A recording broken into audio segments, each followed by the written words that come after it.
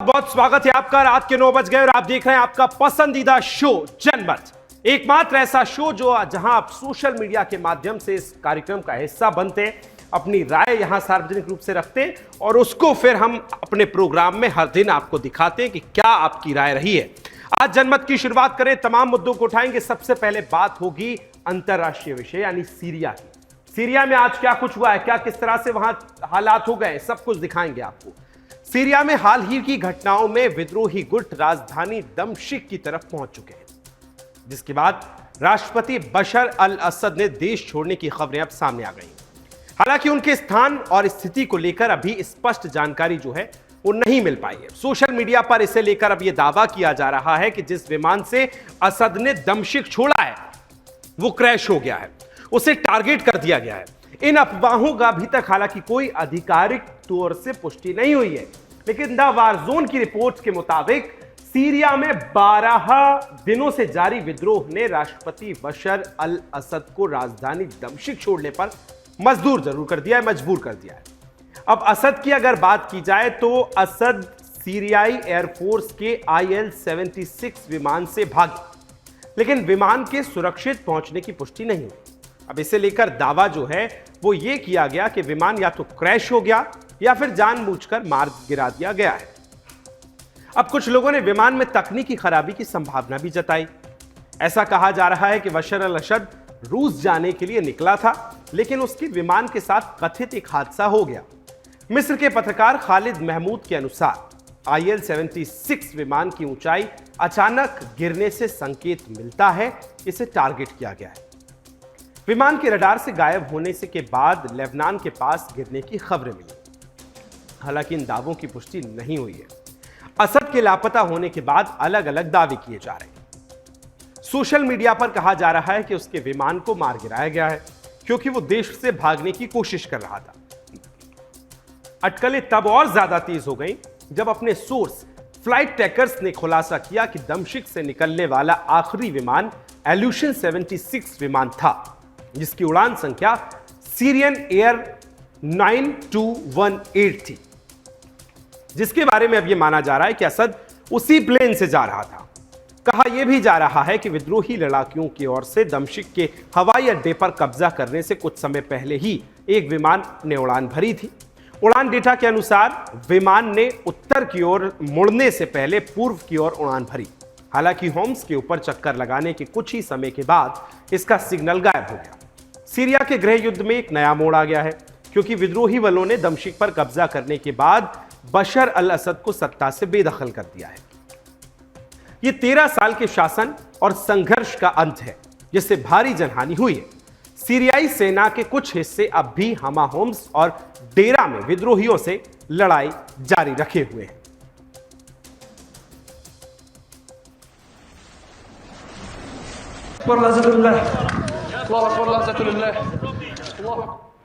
अब खबर महाराष्ट्र के सतारा से, जहां ढोल नगाड़ों और तुतारी के साथ धर्म योद्धा डॉक्टर सुरेश चौहान के जी का भव्य स्वागत किया गया है। यहां पर धर्म योद्धा डॉक्टर सुरेश चौहान के जी को वीर जीवाजी पुरस्कार, महालय पुरस्कार से सम्मानित भी किया गया है। कार्यक्रम की शुरुआत में डॉक्टर सुरेश चौहान के जी छत्रपति शिवाजी महाराज का उन्होंने माल्यार्पण किया और साथ ही में जीवाजी महाले जी का भी माल्यार्पण कर उनका आशीर्वाद दिया। आपको बता दें कि वीर जीवाजी महाले के बारे में अगर कहा जाता है, उनके लिए एक वाक्य कहा जाता है कि होता जीवा महणून वाचला शिवा। ऐसा इसलिए कहते हैं क्योंकि जीवा महाले जी ने छत्रपति शिवाजी महाराज जी पर होने वाले वार को अपने ऊपर लेकर महाराज को बचाया था और अपने प्राणों की आहुति दी थी। आज इन वीर के नाम पुरस्कार से धर्म योद्धा डॉक्टर सुरेश चौहान के जी का सम्मानित किया गया। तस्वीरें आपको दिखा रहे हैं। इस कार्यक्रम में बड़ी संख्या में लोग उपस्थित रहे और धर्म योद्धा डॉक्टर सुरेश चौहान के जी को सुनने के लिए भी बड़ी संख्या में लोग आए। ऐसे में उनका मार्गदर्शन भी सुरेश चौहान के जी ने किया और कई रंगारंग सांस्कृतिक कार्यक्रम जो अपनी विरासत को सहेजते हुए आयोजित किए गए थे, उनको भी देखने के लिए बड़ी संख्या में लोग पहुंचे।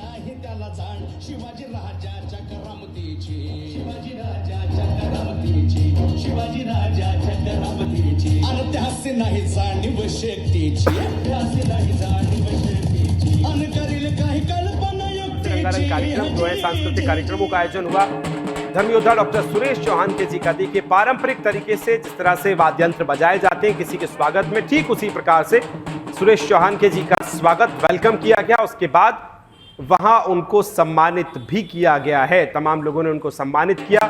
उसके बाद वो मंच पर पहुंचे और लोगों का मार्गदर्शन भी किया। तेजोमय बनवणारा शिवसूर्य पुण्यश्लोक छत्रपती श्री शिवाजी महाराज। छत्रपति श्री शिवाजी महाराज की जय। छत्रपति श्री संभाजी महाराज की जय। पूजन होते होता शिवा म्हणून वाचला शिवा म्हणून आपल्याला माहिती आहे की ज्यांच्यामुळे शिवा। चलिए आगे बढ़ेंगे। बात होगी दिल्ली में एक बार फिर से किसान आंदोलन तेज हो गया है, खड़ा हो गया और अपनी मांगों को लेकर दिल्ली के शंभू बॉर्डर पर किसान पहुंच चुके हैं। उनको दिल्ली में घुसने से रोकने के लिए भारी पुलिस बल जो है वो भी लगाया गया है। लेकिन किसानों को अचानक से आंदोलन क्यों करने पड़ गए, जब सरकार संसद में कह रही है कि किसानों की सभी फसलों को सरकार निम्नतम एमएसपी पर खरीदने के लिए तैयार है, तो फिर किसानों को आंदोलन के लिए कौन भड़का रहा है, किसानों के इस आंदोलन का फायदा कौन ले रहा है और किसानों के इस आंदोलन का चुनावी कनेक्शन क्या है, सब कुछ इस रिपोर्ट में आपको दिखाते हैं।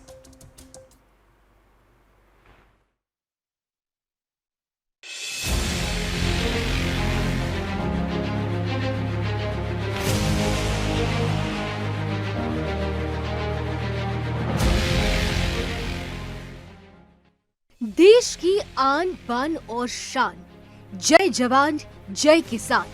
मजबूत भारत की सिर्फ एक ही नींव है और वो है हिंदुस्तान का अन्नदाता। सदियों से हमारे किसानों ने अपने खून पसीने से इस धरती को सींचा है ताकि हर घर में रोटी हो, हर खेत में हरियाली हो। उनका समर्पण और मेहनत ही हमारे राष्ट्र की शक्ति है। किसान के बिना कोई राष्ट्र प्रगति की ओर नहीं बढ़ सकता।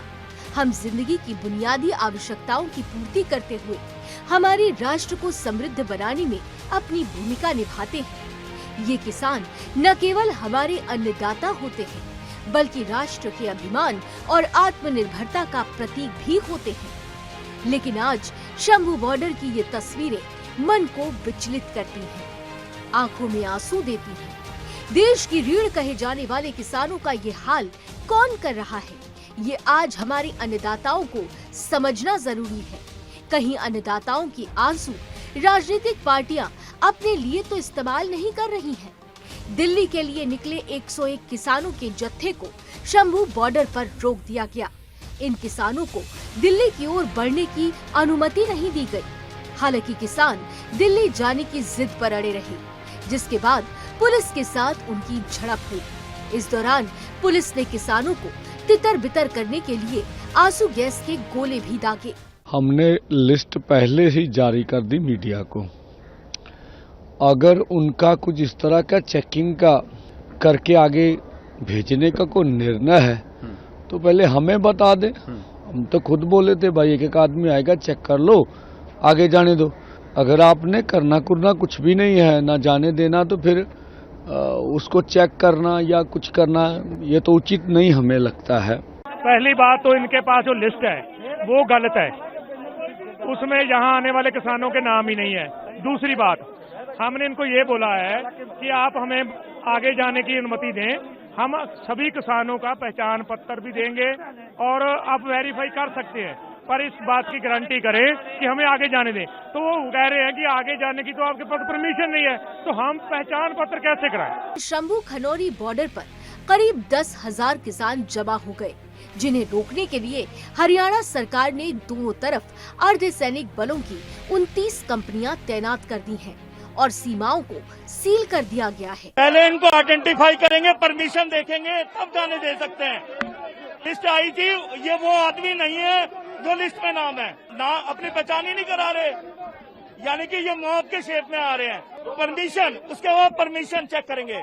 जहां एक तरफ देश में किसान विरोध प्रदर्शन कर रहे हैं और दिल्ली की तरफ बढ़ रहे हैं, वहीं दूसरी तरफ राज्यसभा में कृषि मंत्री शिवराज सिंह चौहान लगातार किसानों को आश्वासन देते दिख रहे हैं। संसद में कृषि मंत्री ने कहा कि मोदी सरकार सभी कृषि उपज को न्यूनतम समर्थन मूल्य पर खरीदेगी। उन्होंने ये भी कहा कि ये मोदी सरकार है और मोदी की गारंटी को पूरा करने की गारंटी है। 50% लागत का 50% से ज्यादा मिनिमम सपोर्ट प्राइस तय करेंगे और खरीदने का भी काम करेंगे। आपने नहीं खरीदा, मैं एक एक आंकड़ा पढ़ के बता सकता हूं।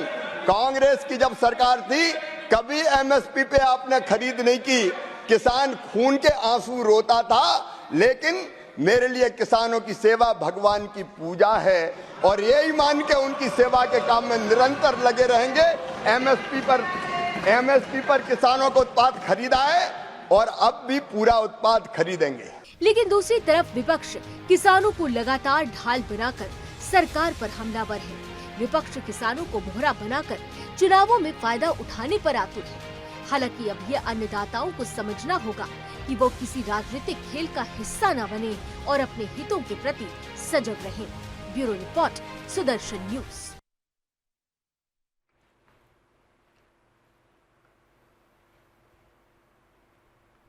चलिए जनमत में आगे बढ़ेंगे और कुछ तस्वीरें सबसे पहले आपको दिखाएंगे, जिसमें आप देखेंगे कि हिंदुस्तान में किस तरह से कोने कोने से आई हिंदू आक्रोश की इन तस्वीरों को देखिए।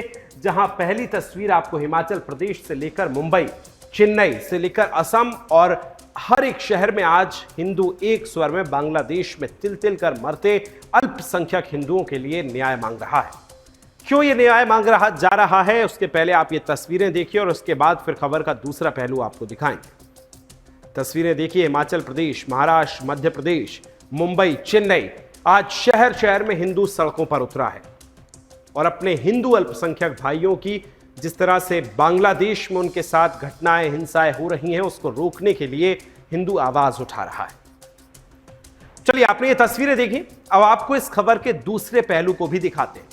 आप देखिए कि किस तरह से पड़ोसी देश बांग्लादेश में हिंदुओं की आस्था को खाक किया जा रहा है। वास्तव में ये टूटी बिखरी हुई और जली हुई मूर्तियां अब आपको दिखाने जा रहे हैं जो इस्कॉन मंदिर में हैं। ये मूर्तियां हमारे, आपके और हमारे जैसे उन तमाम हिंदुओं की आस्था के प्रतीक श्री लक्ष्मी नारायण जी की मूर्तियां हैं, जिनको बांग्लादेश में जिहादियों ने जलाकर भस्म कर दिया है, जिन्होंने बीते शुक्रवार को आधी रात में पेट्रोल डालकर मंदिर को आग के हवाले कर दिया। जब इस्कॉन पर बैन की मांग को लेकर ढाका हाईकोर्ट में ठुकरा दिया गया, तब इसे जबरन बंद करवाने के आदेश जो हैं वो जिहादियों ने दिए हैं और इस हिंसक कुकृत्य को अंजाम दिया। अब बांग्लादेश में हो रहे अल्पसंख्यकों के हनन पर, अल्पसंख्यकों के मामलों पर विश्व में हाय तौबा करने वाले वामपंथी मीडिया क्यों मौन है, यह भी एक बड़ा सवाल है। जानते हैं, क्योंकि यहां अल्पसंख्यक कोई मुसलमान नहीं है जिसके साथ मौन है। सपा, आरजेडी और कांग्रेस समेत वो तमाम दल जिनके एजेंडों को सूट नहीं करते। अब जरा सोचिए कि किसी देश में किसी मस्जिद के साथ अगर ऐसा हुआ होता तो क्या होता। एक और जहां हिंदुस्तान में संभल, बदायूं और अजमेर के सर्वे के नाम से ही जो वर्ग बौखला जाता है, वही वर्ग आज बांग्लादेश में हुए इतने धार्मिक कुठाराघात पर भी हाथ पर उंगली रखे बैठा है। जो वर्ग आज ढाका में हुए इन बड़े अत्याचार पर मौन है, क्या वो कल तब भी मौन रहेगा जब हिंदू अपने हाथों में त्रिशूल लेकर हिंदू मंदिरों को मुक्त कराने मैदान में उतरेंगे? उससे पहले आज इस पूरे विषय पर कुछ प्रतिक्रिया आई है। कांग्रेस ने क्या कुछ बयान दिया, मायावती ने क्या कुछ कहा, सब कुछ आपको सुनवाते हैं। बांग्लादेश की जो स्थिति वो दिन पे दिन बिगड़ते जा रहे हैं।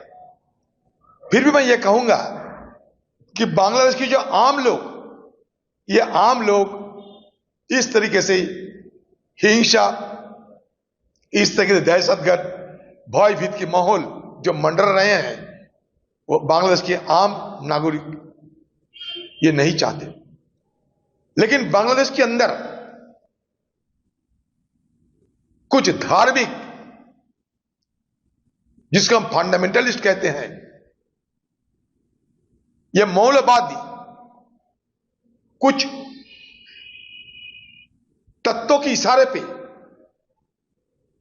और बांग्लादेश की जो आज की जो अंतरिम जो सरकार है, इंटरिम जो गवर्नमेंट है, उनकी नाकामी कहिए, मिलीभगत कहिए, साजिश कहिए, इसके चलते बांग्लादेश में स्थिति अभी सामान्य नहीं हो पा रहे हैं। मैं जहां पर कि कभी मां काली के जयकारे हर उस कोने कोने में गूंजते थे, आज उन्हीं मां काली की प्रतिमाओं को खंडित करके कि उनको तोड़ करके, उनके मंदिरों को जला करके, पांडालों में आग लगा करके, उनके भक्तों पर प्रहार करके, उन माताओं बहन बेटियों की इज्जत के साथ खिलवाड़ करके आप क्या संदेश देना चाहते हो? हम लोग बांग्लादेश में जो हो रहा है तो उसका हम लोग प्रोटेस्ट कर रहे हैं, लेकिन ममता दी हमारा चीफ मिनिस्टर ये कह दिया है कि हम लोग एक स्टेट है और बांग्लादेश एक देश है, हम लोग का कोई इख्तियार नहीं है उनमें कोई एक्शन लेने का, इख्तियार है सेंट्रल गवर्नमेंट का। तो सेंट्रल गवर्नमेंट कोई एक्शन ही नहीं ले रहा है, इसीलिए central government should take strict action to stop the violent incidents of Bangladesh. आज सवेरे 2 से 3 बजे के बीच में इस्कॉन का एक नामहट सेंटर है ढाका उपजिला में, वहाँ पर जो कुछ लोग आकर पेट्रोल फेंक कर पूरे मंदिर को जला दिया है। वहाँ पर श्री श्री लक्ष्मी नारायण जी का विग्रह था, श्री श्री राधा कृष्ण और बहुत सारे और भी डेटीज थे। तो लक्ष्मी नारायण जी का जो विग्रह है पूरी तरह से वो क्षतिग्रस्त हो गया है, पूरा जो मंदिर है वो जल गया है। तो ये बहुत ही दुखद है। हम देख रहे हैं कि हम बहुत आशा करके रखे थे कि शायद अब ये हिंसा कम होगी। 2 दिन से थोड़ा सा कम भी हुआ था, लेकिन फिर से आज जो ये अटैक हुआ है इस्कॉन के एक और मंदिर में वो बहुत दुखद है। कल वहाँ के जो इंटरिम गवर्नमेंट के जो हेड हैं उन्होंने जो भी हिंदू, बुद्धिस्ट और जो भी अन्य माइनॉरिटीज़ ग्रुप हैं उनके हेड्स के साथ में मीटिंग भी की थी। तो हम लोग बहुत आशा कर रहे थे कि इसके बाद लगता है कि अब बदलाव आएगा स्थिति में, लेकिन जो स्थल पर देख रहे हैं वो तो भिन्न चित्र है। फिर से एक अटैक हो गया। पड़ोसी देश बांग्लादेश में हिंदू जो बड़ी संख्या में जुर्म जाति के वहाँ शिकार हो रहे हैं, उसमें अधिकांश संख्या उन दलितों की है। और अब जब वहाँ इनका शोषण हो रहा है तो विपक्ष की ये मुख्य पार्टी इस पर चुप है, कांग्रेस पार्टी चुप है, और अब वह केवल मुस्लिम वोट के लिए संभल चिल्ला रही है।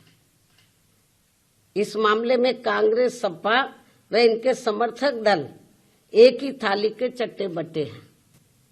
पूरे राज्यों में बांग्लादेश में रहने वाले हमारे हिंदू भाइयों और बहनों के लिए हम सब आवाज, हिंदू बन के आवाज उठाने के लिए हम रास्ते पे उतरने वाले हैं। 10 दिसंबर को हर एक कलेक्टर कार्यालय के बाहर बड़े पैमाने पे हिंदू अपनी ताकत दिखाएंगे और बांग्लादेश में रहने वाले हिंदू भाइयों को, बहनों को संदेश देंगे कि वो अकेले नहीं है। इस तरीके का अगर अन्याय हमारे हिंदू भाइयों के ऊपर कोई भी करेगा, कोई भी गंदी नजर से देखेगा, तो भारत में, महाराष्ट्र में रहने वाला हिंदू सहन करेगा नहीं। ये संदेश हम 10 दिसंबर को देने वाले हैं। अब बात होगी एक बहुत बड़े सवाल की। किस सवाल की? जी हां, यदि किसी बच्चे के माता या पिता में से कोई दलित जाति से हो ना हो तो बच्चे को एससी या एसटी आरक्षण मिलेगा या नहीं, यह सबसे बड़ा सवाल। आज इसी पे बताएंगे। तो हमारी इस खबर में आपको जवाब मिलेगा कि सुप्रीम कोर्ट ने बीते दिन संविधान के अनुच्छेद 142 के तहत अपने विशेषाधिकार का प्रयोग करते हुए एक अहम फैसला सुनाया। सुप्रीम कोर्ट ने एक गैर दलित महिला और एक दलित व्यक्ति के बीच विवाह को रद्द कर दिया।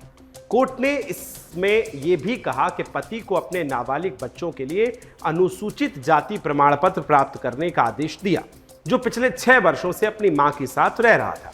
जस्टिस सूर्यकांत और जस्टिस उज्ज्वला भुइयां की पीठ ने जूही पोरिया की, नी जावलकर और प्रदीप पोरिया को तलाक देते हुए एक गैर दलित महिला शादी के माध्यम से अनुसूचित जाति समुदाय की सदस्यता प्राप्त नहीं कर सकती है कहा, लेकिन अनुसूचित जाति के पुरुष से पैदा हुए उसके बच्चे एससी टैग के साथ हकदार होंगे।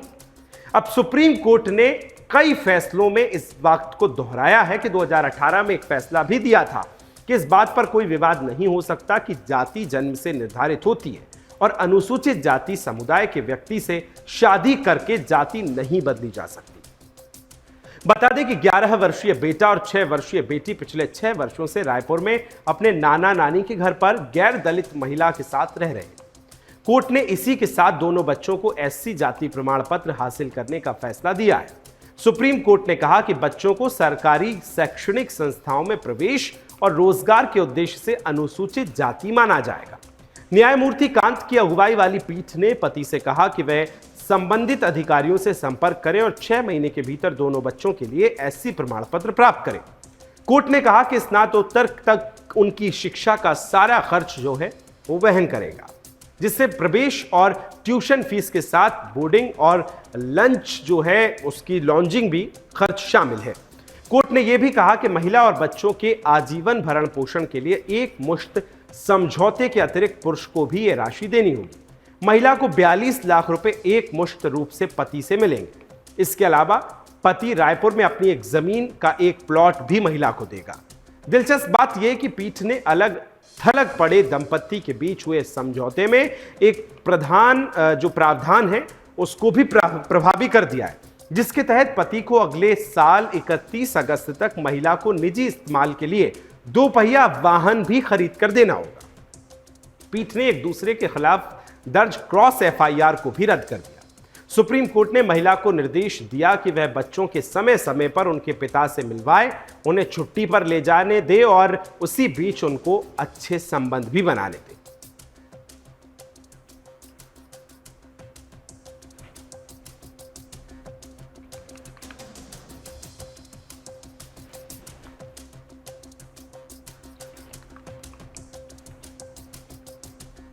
और चलिए बात करेंगे मुसलमानों की बढ़ती आबादी की। दरअसल इंग्लैंड और वेल्स में मुस्लिम नाम के लड़कों में सबसे ज्यादा रखा जाने वाला नाम जो है वो अब बन गया है। द नेशनल ने ONS की ओर से जारी आंकड़ों के आधार पर यह जानकारी साझा की कि ONS ने आंकड़े कहते हैं कि साल 2023 में इंग्लैंड में और वेल्स में 4661 लड़कों का नाम मुस्लिम नाम पर रखा गया, जो सबसे ज्यादा है। इस तरह से मुस्लिम नाम ने नूह नाम को पीछे छोड़ते हुए शीर्ष स्थान हासिल कर लिया। इससे पिछली साल यानी 2022 पे सबसे ज्यादा 4586 बच्चों का नाम नूह रखा गया था। साल 2023 में नूह नाम 4382 बच्चों का रखा गया, जबकि 4661 लड़कों के नाम मुस्लिम नाम रखे गए। इन नामों की लिस्ट में ऊपर आने की वजह मुस्लिम समुदाय की बढ़ती जनसंख्या भी है। मुसलमानों की संख्या साल 2001 में 15 लाख थी तो 2011 में 27, 2021 में 39 हो गई है। ONS का कहना है कि गैर मुस्लिम देशों में रहने वाले मुस्लिम अपनी विरासत से जुड़े रहने के लिए मोहम्मद और नूह जैसे पुराने नामों को पसंद करते हैं। ब्रिटेन के प्रमुख ईसाई धर्म की जनसंख्या तेजी के साथ घटती जा रही है, जबकि मुस्लिमों की आबादी में तेजी से बढ़ोतरी हो रही है। मंगलवार को जारी जनगणना रिपोर्ट के अनुसार इंग्लैंड और वेल्स में 46.2% यानी 2,75,00,000 लोगों ने खुद को ईसाई बताया। UK office for national statistics ONS के अनुसार ईसाई आबादी में साल 2011 के आंकड़ों के हिसाब से 2011 में आंकड़ों में 13.1% की कमी देखने को मिली, जबकि 10 सालों की अगर बात की जाए तो 10 सालों के अंतराल में मुस्लिमों की आबादी में 4.9% का इजाफा हुआ। मौजूदा समय में ब्रिटेन में 39 लाख मुस्लिम रहते हैं, जिनकी कुल आबादी में 6.5% की हिस्सेदारी है। जनगणना रिपोर्ट के अनुसार हिंदुओं की जनसंख्या 10 लाख है। साल 2011 में हिंदुओं की आबादी दर 1.5% थी, जो अब बढ़कर 1.7 हो गई है। वहीं सिखों की आबादी 5,24,000, बौद्ध समुदाय की 2,73,000 और यहूदियों की 2,71,000 संख्या हो गई है। चलिए आगे बढ़ेंगे। बात होगी एलन मस्क कैपिटल हिल में उस समय सुर्खियों में रहे जब वो सीनेट नेता जॉन थ्यून से मिलने के लिए अपने 4 साल के बेटे को कंधे पर लेकर वॉशिंगटन DC की कैपिटल बिल्डिंग पर पहुंचे।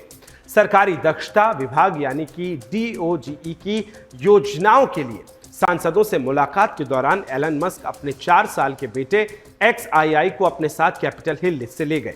जब एलन सीनेट में थे तो लिटिल एक्स को अपने पिता के कंधों पर देखा गया। आपको यह भी बताएं कि बेटे एक्स को कंधे पर बिठाए एलन मस्क की कई तस्वीरें सोशल मीडिया पर वायरल हो रही हैं। एलन मस्क की boring company Dogecoin crypto currency स्वीकार करती है। मस्को को नवनिर्वाचित राष्ट्रपति ट्रंप के नए डॉगी के नेतृत्व के लिए चुना गया है। विवेक रामस्वामी $6.5 ट्रिलियन के खर्च में कटौती के लिए मस्क के साथ काम करेंगे। दोनों अगले प्रशासन के कार्यभार संभालने के पहले सांसदों के साथ अपनी योजनाओं पर चर्चा करने के लिए कैपिटल में मिले। बता दें कि ट्रंप ने इन दोनों बड़े व्यवसायियों को अपने सरकारी कार्यकुशलता विभाग का प्रमुख भी नियुक्त कर दिया है।